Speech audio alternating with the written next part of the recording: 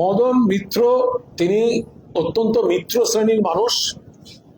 তিনি স্থায়ী মিত্র হচ্ছেন মমতা বন্দ্যোপাধ্যায়ের, আর অস্থায়ী মিত্র হচ্ছে গদ্দার শিবিরের। এই যে মিত্রের যে বিভিন্ন ধরনের ব্যাখ্যা আছে, শ্রেণী আছে, এর ঋতুও আছে। ইডির চিঠি যাওয়ার আগে এক ধরনের মিত্রের অবস্থান থাকে, ইডির চিঠি নিজের কাছে গেলে এক ধরনের মিত্রজনিত অবস্থান হয়, তখন উডবার্ন ওয়ার্ড বা ইত্যাদি থাকে। এরপর যদি বাড়ির স্ত্রী বা পুত্রদের কাছে চিঠি যায় তখন মিত্রের অবস্থান একরকমের হয়। ফলে মদনদা মিত্র শ্রেণীর লোক, কিন্তু মিত্র কোন চিঠির পরিপ্রেক্ষিতে, কোন ঋতুতে, কোন ভাবে, কিছুদিনের জন্য কোথায় থাকবে, সেটা সম্পূর্ণ সেই ঋতুর ব্যাপার।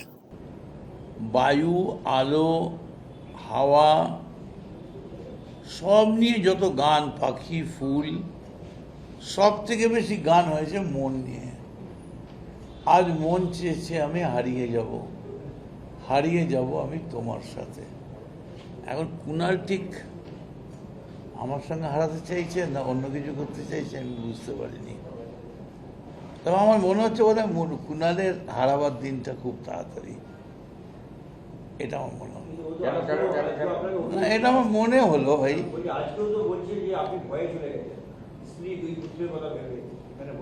কোথায়? আচ্ছা, একটা কথা বলুন, স্ত্রী পুত্রর কথা ভেবে স্ত্রী পুত্র চলে যাবে, আমি কেন চলে যাব?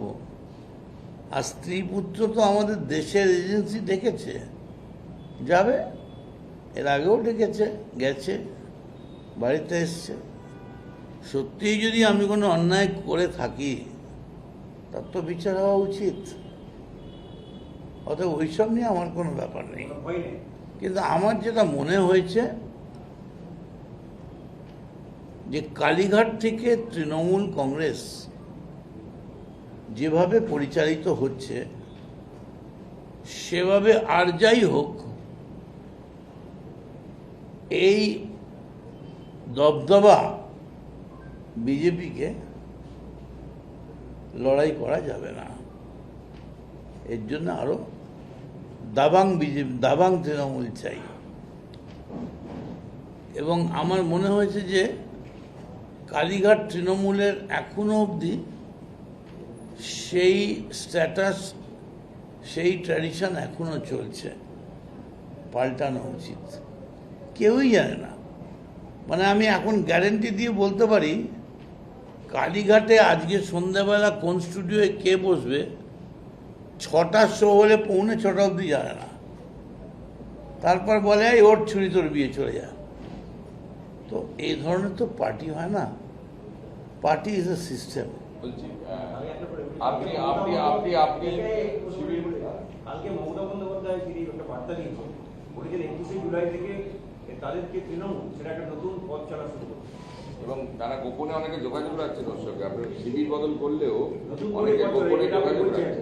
কালীঘাট থেকে 21শে জুলাই আগে সবাই চলে যায়, উনি বলছেন নতুন ভাবে পথ চলা শুরু করবে 21শে জুলাই থেকে। দেখুন, 21শে জুলাইয়ের আগে গান্ধী মূর্তিতেই আসল 21শে জুলাই, কারণ গান্ধী মূর্তিতেই গুলি চলেছিল। মমতা বন্দ্যোপাধ্যায় সব থেকে ভালো জানেন, এবং সেই গান্ধী মূর্তিতেই আমি ছিলাম।